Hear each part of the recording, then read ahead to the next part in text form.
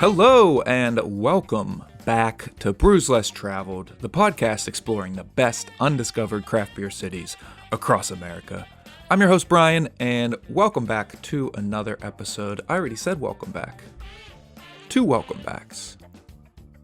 Welcome back, welcome back, welcome back. All right, well, I'm back from the road this week, sitting comfortably in my office here. And on this week's episode, MC and I were joined by Rafi Chaudry, the CEO of Torn Label Brewing Company. We talked about their growth after celebrating 7 years in business last month. We also talked about the addition of their newest space, Torn Label Public House. And as I will do with every guest that has an IMDb page, we talked about Rafi's background in the movie business. We also enjoyed the Brown Ale and Alpha Pale Ale from Torn Label. So sit back and enjoy another episode of Brews Less Traveled. Brews Less Traveled is recorded in front of a live Zoom audience. You may hear mentions to the chat or the live stream viewers. If you're interested in participating in the live stream, you can join the Brews Less Traveled Beer Club at brewvana.com. Hello, everybody. How's it going, MC? Hey, Brian. I'm great. How are you? Oh, I am just wonderful. The theme song always gets me going and ready to do our awesome Brews Less Traveled live stream here. Yeah, it's jazzy. It's good. It sets the mood. Gets the blood flowing, gets me ready to drink some awesome beers, talk about awesome breweries, and yeah, it's awesome to see you. How are you doing? Yeah, I'm good. I've had a long but good week, so I'm ready for a couple of beers today, personally. What about you? Sounds like you've also had a long and good week. I have had a long week, also a good week. I was traveling this past weekend, checking out cities that we're getting ready to feature on the podcast, which is a lot of fun, trying a lot of beers. But, you know, travel is always tiring. It's good to be home, and it's even better to be on the stream with everybody at home. How's everybody doing? Hopefully everybody is having just as good of a night as MC and I. We have another wonderful featured brewery from the great city of Kansas City. Tonight, we'll be tasting beers from Torn Label. We'll also be joined by a great guest from Torn Label, the CEO, and we'll bring him on in a minute here. But we got 2 beers to drink tonight. We have their Brown Ale as well as their Alpha Pale Ale.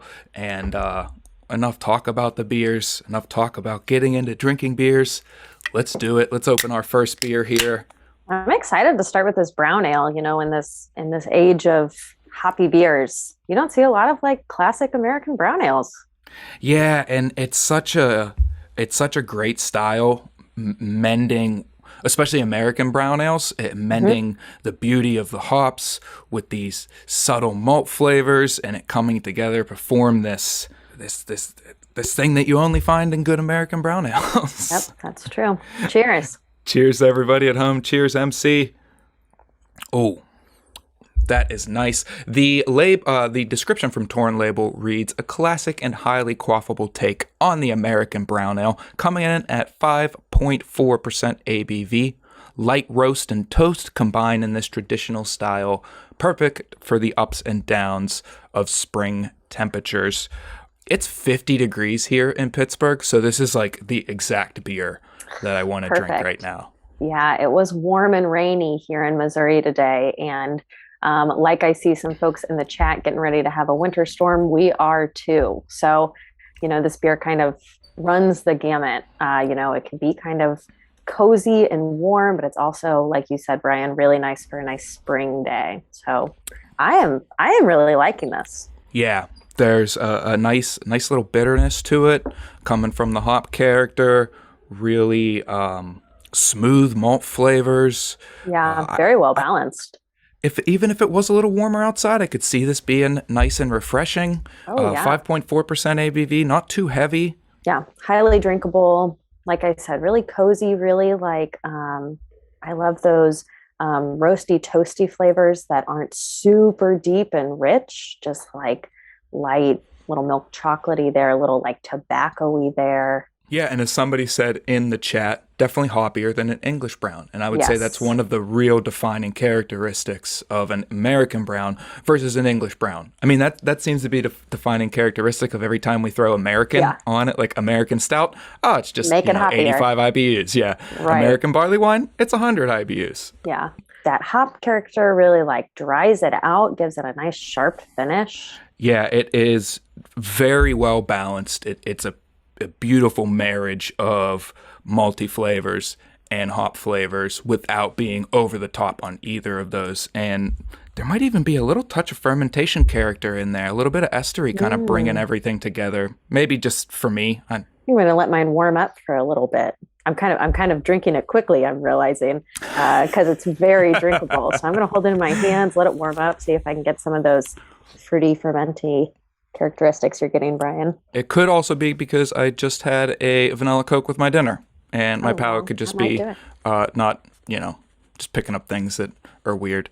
Either way, I am certainly enjoying this beer. And beer isn't the only thing that we include in our wonderful beer club boxes. I want to take a second to point out the awesome postcard that our marketing team put together. Be sure to check those out inside of your box. Our marketing team does excellent work on these, as well as the beautiful brew map that includes many of the Kansas City breweries in that area. Such a great brew map. I mean, you'll see like beyond the breweries we're talking about, there are so many great breweries in Kansas City. And you'll also notice, we are talking about Torn Label, which like our old friends from City Barrel, you'll remember, are also, they're both down there in the Crossroads district. And you can look around on your map there and see that is a very popular spot for breweries, a really great beer community going on down there. So if you ever get a chance to get to Kansas City, there's a lot of awesome stuff to check out, but the Crossroads district is a great place to go have many wonderful beers. Yeah, it seems like a real hot spot for breweries in Kansas City. And I think it's a great time to bring on our guests so we can talk more about that neighborhood, talk more about Torn Label and these awesome beers we're drinking tonight. So please, everyone, join me in welcoming the CEO of Torn Label, Rafi Chaudry. I really hope I got that last name right. I have. You got it. Usually there's a learning curve, but you actually nailed it the first time out. So impressive. Beautiful. Job, Brian. Thanks so much for joining us. How's it going? Yeah, thanks for having me. And good to be with everyone tonight. First off, I read that Torn Label recently celebrated their 7-year anniversary. So congrats on 7 years. Can you start off by talking about how Torn Label has grown over those 7 years? Yeah, absolutely. Yeah, it is amazing. Every time I hear that back, I know it's true, but it doesn't actually seem like that. If this makes sense, 7 years simultaneously feels like way longer and way less time, just because, longer because we were kind of conceiving of it, developing it, planning it for so long before that, but then shorter because I really remember those launch week events when we opened like it happened last week, so it does seem very surreal to be at 7 years. But yeah, we started as a distribution brewery. We had we shipped our first kegs right at the end of 2014, and then had a bunch of launch weeks around the city in Kansas City in 2015. And yeah, it was really kind of beers that we sent out around the city for distribution. We opened in terms of growth, expansion, next steps, that sort of thing. We started distributing kegs. We started bottling a little bit in the early days, and then the next big thing was our tap room, which you guys have a very nice looking green screen behind you. I didn't realize it snuck in there. That was the kind of first little next thing to happen, which was really exciting for us. It has kind of a nice kind of a fun speakeasy kind of cozy feel to it. And after maybe another year or so, year and a half, we started to can our beers, which is, of course, what you guys are enjoying right now, which was, that was a huge step for us. Bottling was great, but we were, literally doing it the way I'm sure all of you or many of you are familiar with, just the kind of homebrewing way. It was basically a homebrewing bottling rig rig that our brewmaster built himself, and capping and filling 22-ounce bottles ourselves. And we had to take a next step. And, we were wanting to do enough beer where that was not going to cut it for canning and releasing our year-round flagship. So we brought in a canning line a couple of years later, expanded distribution just a little bit. We still have a pretty tight distribution area. We basically stick within the KC city primarily, but we're out in Missouri and Kansas. So Kansas side, we're kind of out as far as like Lawrence and Wichita. Missouri side as far as Springfield, but we really just kind of try to keep things around KC, just because we obviously we're proud of our hometown, and we love to get the beer out as fresh and as in great shape as possible to people around the city. But that's why it was really fun to actually participate in this, just because we don't distribute around that very limited area normally. So it was a lot of fun to be able to share our beer with people who normally don't have access to it.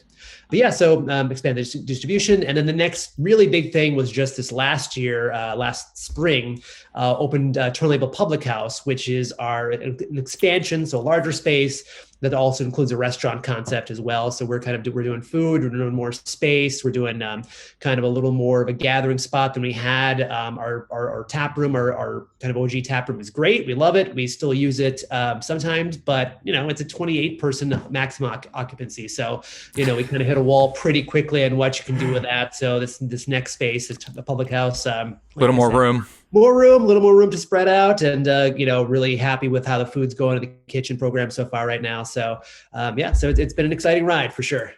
And so can I ask real fast, is the public house also in the Crossroads, or is that just the tap room? It is, yeah. So it's both the public house, tap room, and brewery. It's all in the same building. So we have the south section of a building that we lease. It's the Studios Inc. building, which is, so, if you're not from KC, the Crossroads, as you mentioned, it's become kind of a really great, amazing brewery hotspot. It's, I'm biased, of course, but it's the place to visit, I think, if you ever are able to visit KC. Traditionally, it's been the arts district. That was kind of what it was there for back when I was growing up, back when we were, me and our brewmaster owners were growing up. It was the kind of gallery arts district, and still is very much known for that. It's still what people kind of come out, one of the things that people come out there for.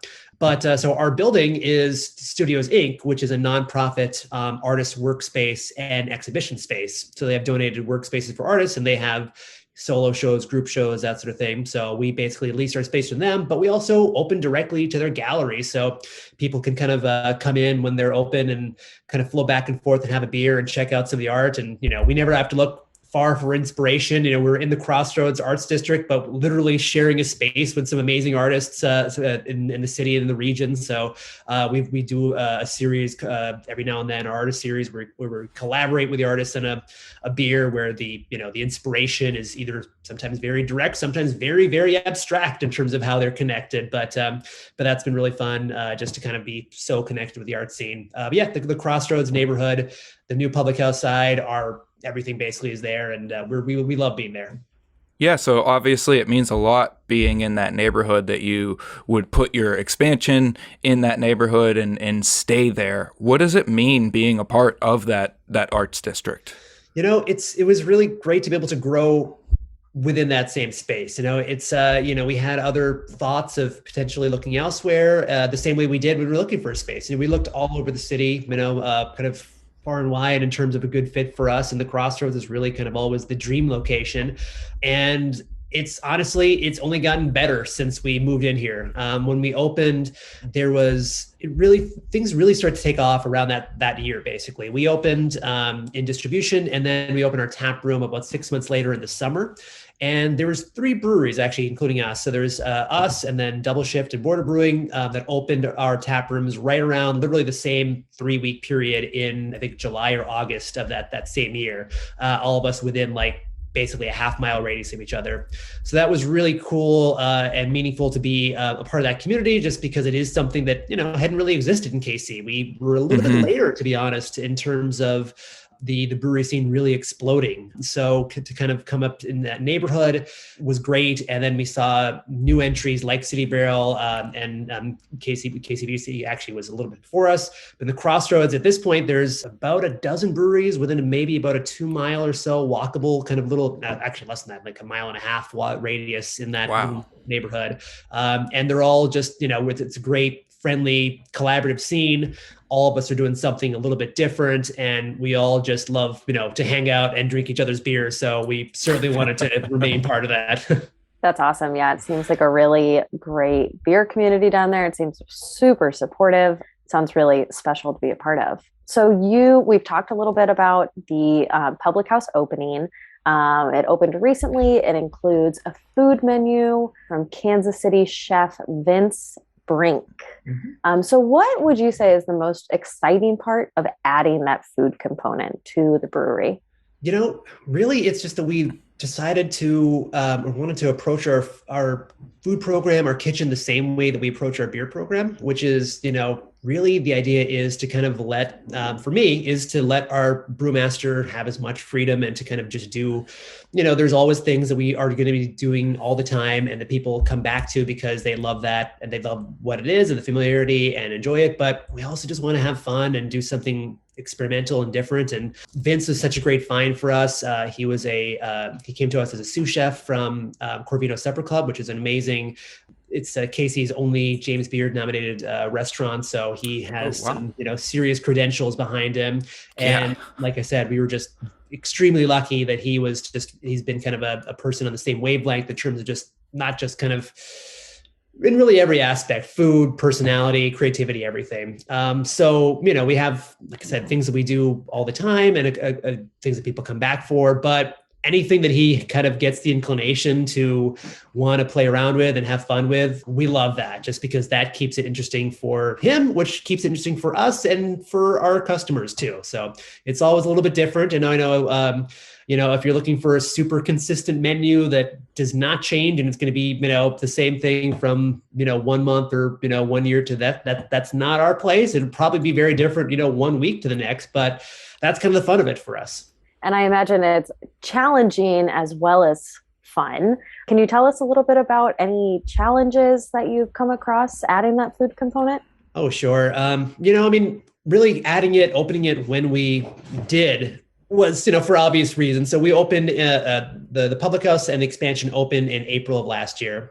And we literally got the approval on our bank loan for that. We've been kind of developing that concept and hoping to expand, and we got the bank loan approval as things were sort of shutting down really intensely for COVID right in that March 2020, 1 week span of days. And we paused and considered if this still made sense or if it was crazy to do.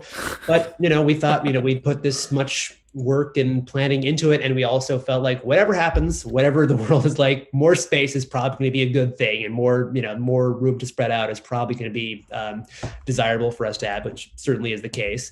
So, really, I think that it's probably no different in a lot of ways, us just opening, but the same as for a lot of restaurant, bar, breweries that are open to the public, of just kind of navigating and really just kind of adapting and being able to have the flexibility of responding to kind of what's going on out there, just because it was never a predictable world, but it's probably gotten, I think, much, much less predictable the last couple of years. So, we've just had to be able to kind of just go with the flow a little bit.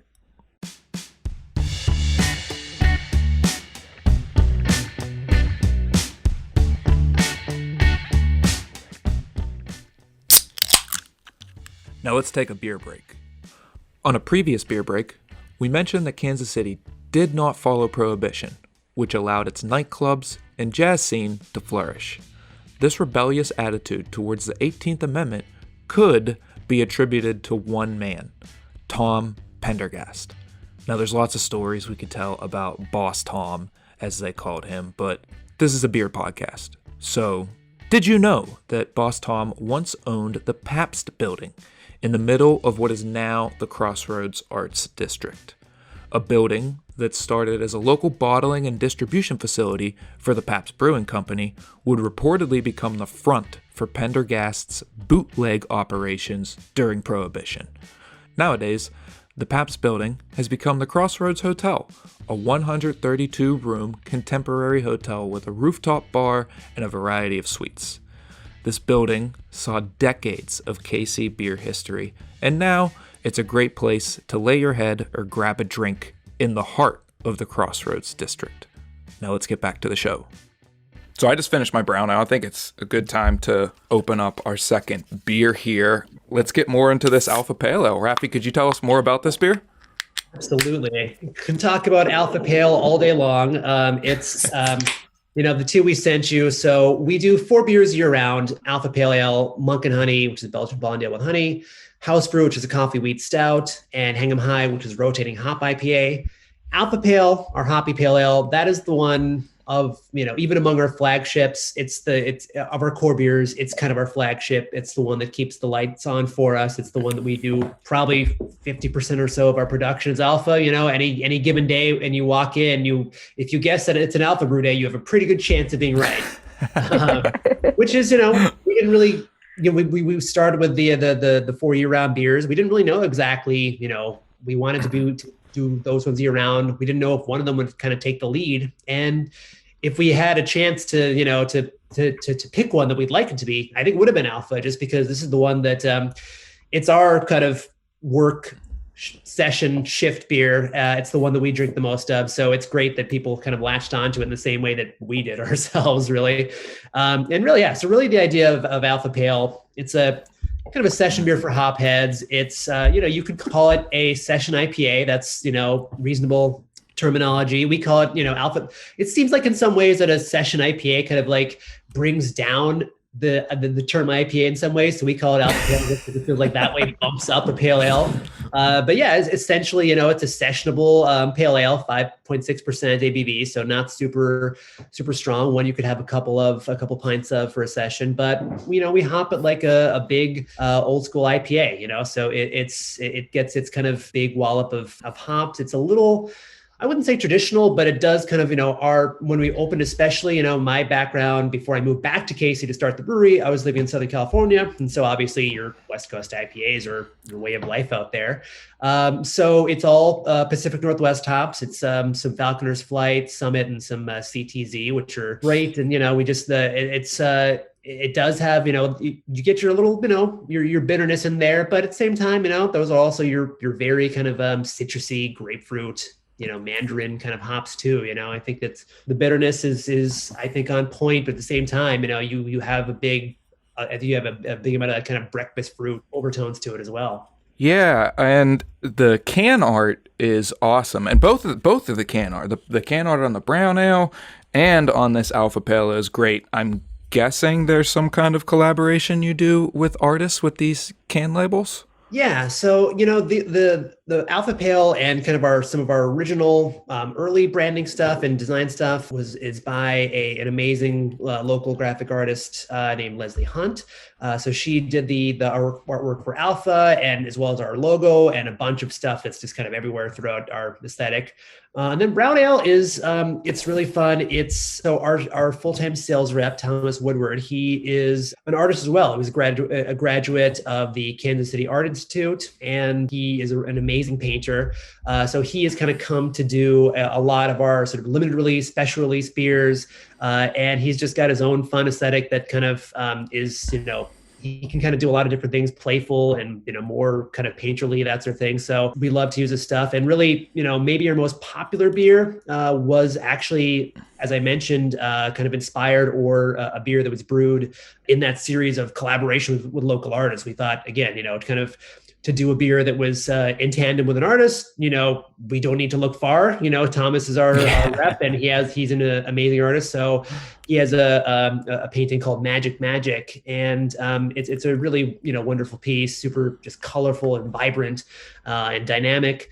And Travis Moore, our brewmaster, and him started talking, and it was really just, like I said, some of them are super abstract. Nothing about the painting would suggest a beer, really, so they really just kind of got in the weeds in terms of just like, what does this feel like to you? So it ended up being an IPA, a hazy IPA with raspberry and lemon peel that we do once a year in April. And that's probably still our most popular as far as limited releases go. That's the one that people still kind of go a little crazy for. I just tried to pull up a picture of Magic, the painting you referenced, and I just searched Magic, and it came up with a picture of Michael Cera. I guess it's from a movie, so that's probably not the right thing. Oh, I have it here. This is beautiful can art. Just for our podcast listeners at home, go look up the labels for these cans. The brown ale looks like a hand sketch. It's beautiful, it's classy, and the Alpha Pale Ale is like this crazy neon light version of like a hawk grabbing hops, or I guess it would be a falcon because they're Falconer's Flight hops. Right. Yeah. Both very cool cans and very different styles between the two of them. Yeah, I love that classic look of the brown ale. Looks, just like brown ales are kind of not super, dare I say, fashionable these days, it kind of goes right along with the theme of the brown ale of like kind of an older style can, really simple. I love that. No, that's great. That's exactly what we were sort of hoping for and going for in that. And that was actually, as you mentioned, it was just our 7th anniversary. We brewed the brown ale for the first time for our 6th anniversary last year. And it was kind of a little bit of a victory lap. We had done so much, and at that time we had survived a very tough, obviously, COVID year, and we do so many out there beers with a lot of just interesting, kind of challenging creative elements, but at the same time we also just love to kind of do something a bit more traditional, and a brown ale, an American brown ale, was just a little classic, and we kind of wanted to go back to the basics for it and just do something that felt a little bit nostalgic. And the label itself, like you said, is sort of points to that too. It's one that kind of points to our brewing equipment and just being able to kind of be around for this long and to be able to say that, it's great. We love to do our weird stuff and kind of our pushing the boundaries, but at the same time, we love to drink a nice roasty, warming brown ale too. Well, it sounds like you've got a lot of awesome things going on, a lot of fun things to look forward to, maybe too. Do you have any new brewing projects that you're working on? Anything in the future you can tell us about? Yeah, I think coming up next, I think probably be this month and then into March, just kind of a nice fun thing that's for us to realize. It's been really cool to see the popularity of lagers and pilsners it really take off in the last 2-3 years or so. We did a couple that first year or two and did events, where it was a lager release or a pilsner release, and other brewers would come onto them. Brewing industry people would come out and enjoy those, but they weren't really big events in terms of bringing out a crowd of just consumers. And that's changed so much in the last 2 or 3 years. It's really been just gratifying and cool and fun to see how much beer nerds and like us, like everyone, are into lagers and crisp pilsners these days, just because, we love drinking them and we love, making them too. So now it's like when we get to brew them, it's like, this is great. This is what we love to be doing. And we know it's going to it'll find a home. It'll find its people too once we get it out there, because we were never sure about that part before. So we have a couple coming out. We have one that's a rice lager that should be kind of first out of the gate, which I think is just going to be called Torn Label Gold. And then we have another that's returning, a Czech style pilsner called Nice Driveway, which just came about because the tap room that your green screen in front of, it was designed and built by a local artist woodworker named Peter Warren. And when he was he has a story about when he was in Prague, just going everywhere, going to bars and drinking pilsners from bar to bar with a friend of his, and doing the traditional Czech toast, na zdrowie. And a friend, they went to 5 or 6 places who didn't realize that that's the actual traditional toast. And at a certain point, after hitting a dozen or half dozen or so spots, he was like, what's going on with a nice driveway toast all the time? So we just thought we should memorialize that by calling the beer Nice Driveway. That's amazing. That's hilarious. That's so wonderful. So you mentioned that before you moved to the KC area, you were living in Southern California, and shamelessly, I looked up your IMDb because I assumed that you were probably involved in the film industry, and it turns out you were. Yes. Would you like to tell? Do you have any interesting stories from your time in the film world that you'd love to share? Yeah, it is a weird path for sure that I had from film to craft beer. It's not one that immediately jumps out as a straight line. But yeah, and honestly, I never really did foresee a career change. I went to I grew up in Kansas City, but I went to film school, and then I have been working as a producer, producing independent films for a good 6 or 7 years. And really, what kind of initially, to be honest, sparked my appreciation and love for great beer was my first film after graduating film school was an executive producer on a film called Paris Je t'aime, which very happy with, very proud of that film. Is an anthology film with 20 different segments directed by 20 different directors. So we had segments by Wes Craven, Tom Tykwer, Gus Van Sant, Coen Brothers. It starred Natalie Portman, Steve Buscemi, Elijah Wood, Nick Nolte. So a lot of those super cool people in it. Wow.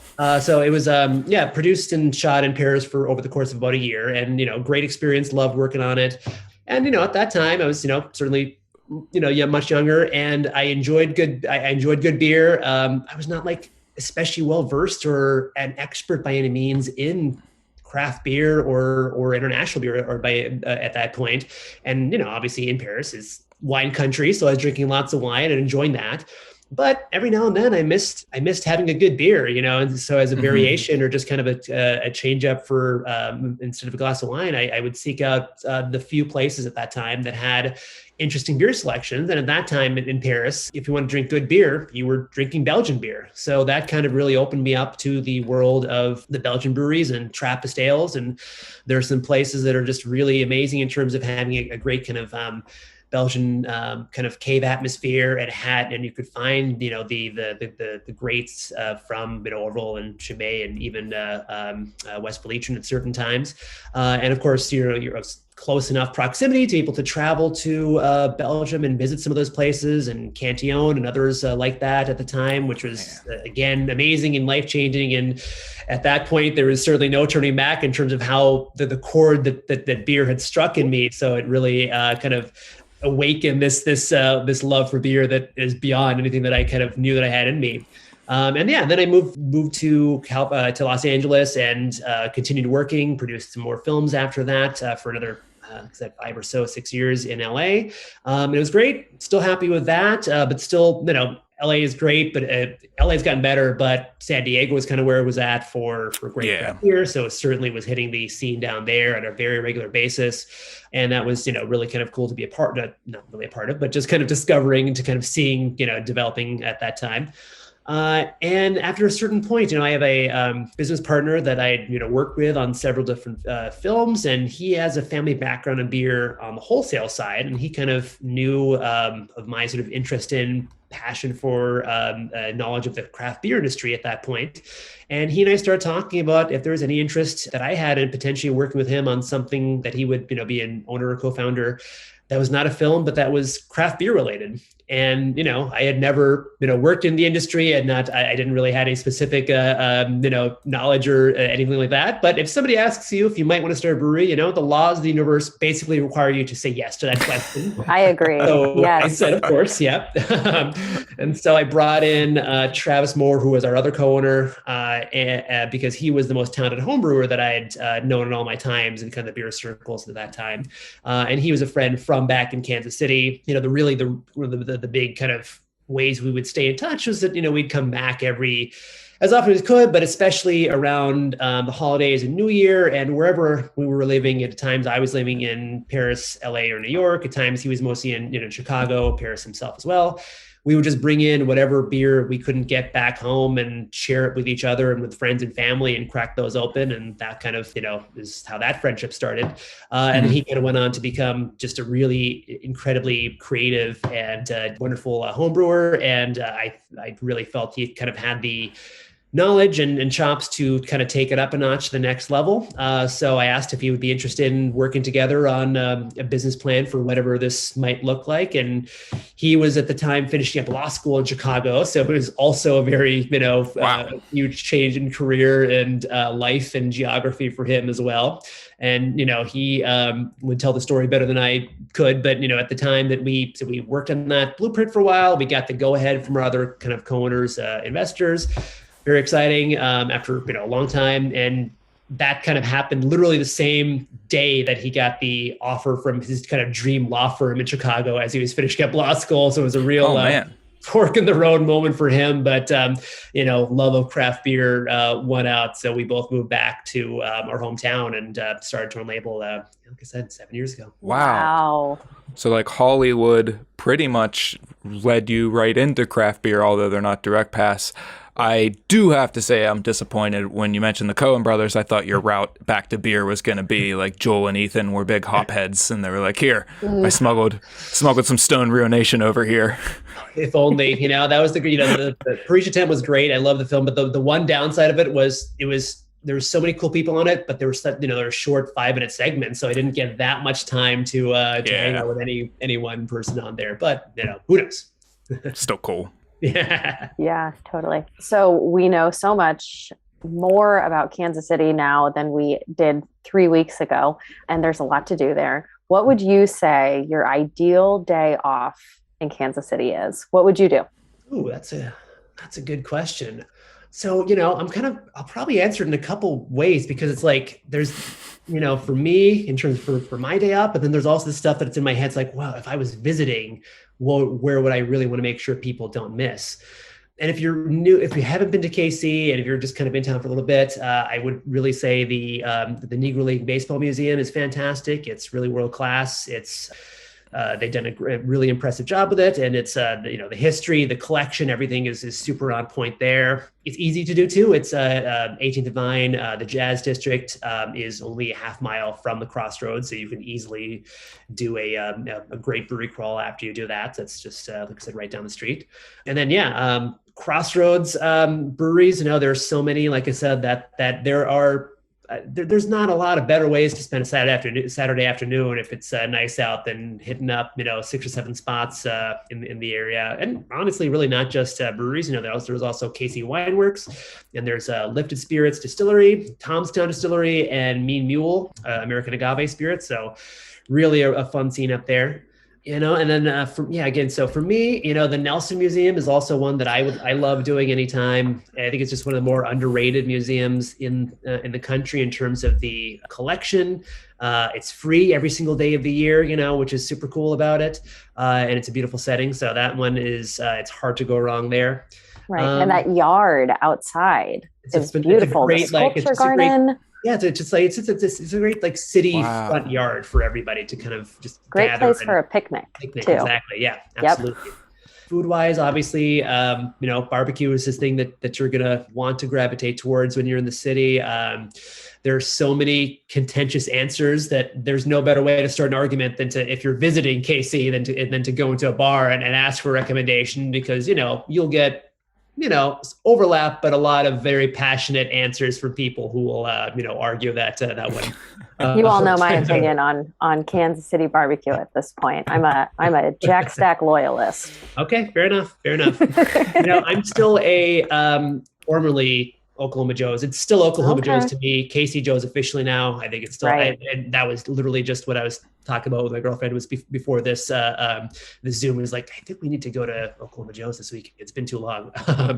That one's worth doing. I always love, dinner wise. There's a place in nearby around downtown in the West Side neighborhood called the West Side Local, and I think that's a great place to send people, because their focus is really just as local as possible, just kind of keeping all the ingredients, the beer, the wine, the food, and ingredients as locally sourced as possible. So it's a great way to just kind of get a handle on as much that's kind of from the area as possible. And it's just maybe my favorite restaurant too. So that's the one that I would default to. And then I guess maybe the last thing, going back to my background and still one of my favorite things, film and watching movies. I think we have one of the best movie theaters in the country, Screenland Armor, which is in North KC, so just north of the river, just north of downtown. They have an amazing film program that's independently run, and they just do the coolest stuff there, between indie art house stuff, some larger stuff too, and also just like kind of great rep screenings that whatever seems fun and cool to bring back. 35 millimeter screenings. They have a great selection of beer on tap there too, so you can keep on trying local beer. Love a movie theater where you can get a beer. Yeah. Is it an actual film theater? Yeah. Film theater. And we've done actually like a fair amount, probably more collaboration beers with them than maybe anywhere else. We've done, like whenever a movie comes out that looks fun for us, and we talk to Adam, Travis and I, and Adam, Adam's the owner of Screenland, and just think about a beer that might be loosely inspired by the movie, and then do a collaboration on it. We did one for all the Star Wars sequels. We just did one for Dune a little while back. Every now and then we invent one just because there's like a really very, very seldom or little scene in the movie from the like 2006 or 7 or so called Bellflower, which we all love, but nobody's seen. So we just thought, let's brew a beer about this so we can have an excuse to screen the movie, basically. Totally. We'll trade you this collab beer for a print of this movie. Exactly. Absolutely.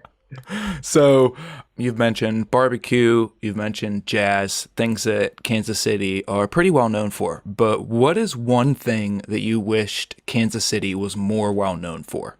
I would say coffee. The amount of coffee roasters that we have in town is, it's really impressive. And then it's been really kind of going and self-sustaining for a while now. And again, that's kind of, how this, in some ways, the whole thing came together is, again, Travis and I first met at a really kind of great coffee house that used to be around back in the day. There's a lot of roasters that are doing great kind of artisanal coffee that are really all, great sourcing and really, really tasty in good spaces too. One of our year-round beers that I mentioned briefly, a beer called House Brew, which is in collaboration with one of our local roasters, just because, we love coffee nearly as much as we love beer. And we kind of wanted a coffee beer to be part of our year-round lineup.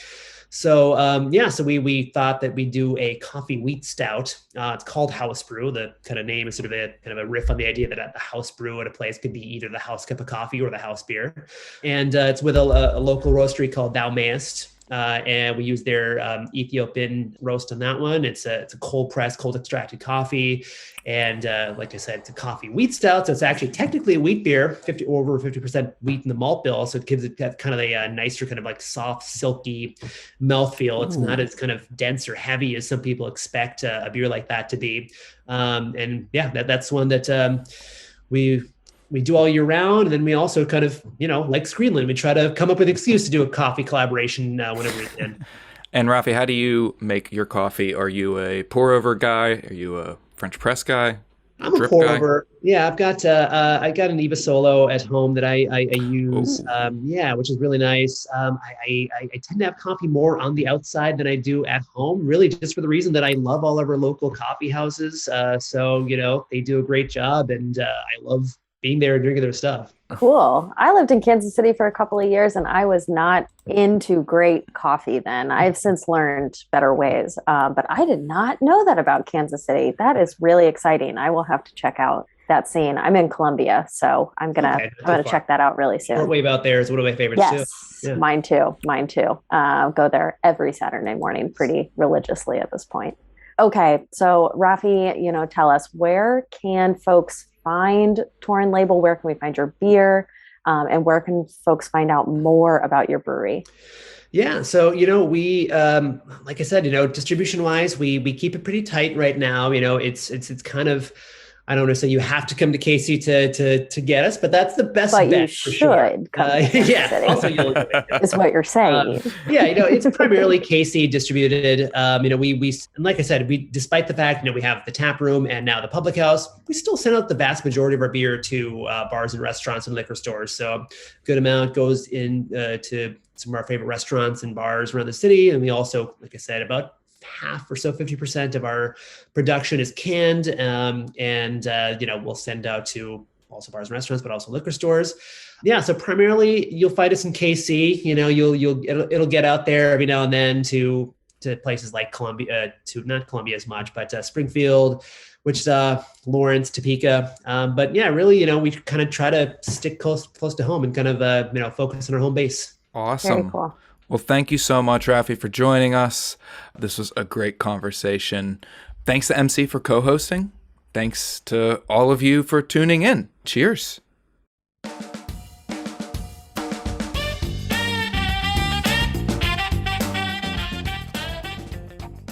Great conversation indeed. Thanks again to Rafi for joining us on this episode. You can follow Torn Label on Twitter and Instagram at Torn Label KC. And when you're in Kansas City, make sure to visit the Crossroads Arts District and stop into the newly opened Torn Label Public House. As always, if you're looking to enhance your podcast experience, you could join the Brews Less Traveled Beer Club at brewvana.com, and you too can get a box of the beers we're featuring on the podcast delivered to your doorstep. You can also follow us on Facebook, Instagram, and YouTube at Brewvana. Also be sure to follow us on Untappd to keep up to date with the breweries and beers we are featuring. We'll be back next week with our final Kansas City episode. But until then, be safe, be kind, and support your local brewery!